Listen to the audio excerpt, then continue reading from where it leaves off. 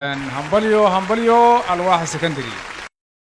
intaasi kadib waxaa la gudagalay qaybtii labaad ee barnaamijka tartan iyo tacliin waxaana xalay ku hardamay oo fooda isdaray dugsiyada sare ee kala ah Cabdillaahi Ibrahim Secondary School ee degmada Ufeen iyo Dalmar Secondary School oo ku yaala baraagaha qol ee gobolka Sanaag. abwaankii tiriyey gabaygaan iyo sababtii uu tiriyey abaar gaagmareeba dhacdiyo gaatamo kale gartaa maaha keliga inaad gaar u cabataaye guumays cirrale baan ahee waranku gaarsiiyo geeli adduunka u adkaa gobolo naafowye golihii ka kici waa raggii gaydhahayn jiray waa iga soo wareegtay 1 2 3 4 5 6 su'aashaas waxaan kaga jawaabaynaa gabaga waxa tiriyey Ismaaciil Mire Cilmi haye sababtu u tiriyena waxay ahayd xilli abaar ah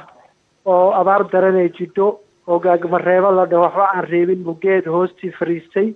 geedkii isagoo jiifaba shimbir guuguule la yiraahdo soo dul fariistay shimbirkiiba cabaad kala joojin waayay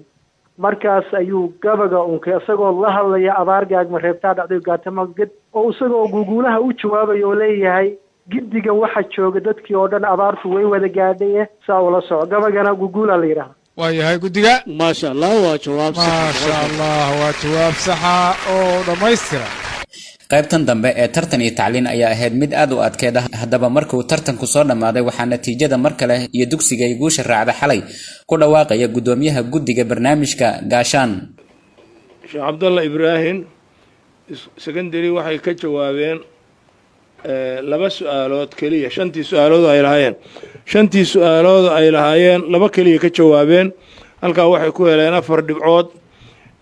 laba su'aalood oo ay soo gafeen dalmarna way ka faa'iideysteen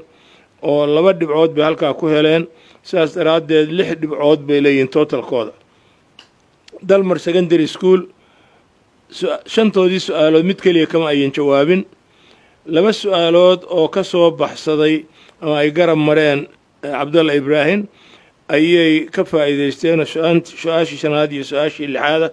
halka laba dhibcood bay ku heleen sidaasay guushii waxay ku raacday Cabdalla Ibrahim Ufeyn oo 6 dhibcood ku badiyay halka Dalmar Secondary baraaka qolna uu laba kaliya helay caawa guushu waxay raacday dugsiga sare Cabdalla Ibrahim degmada Ufeyn waxaan leenahay hambalyo baraaka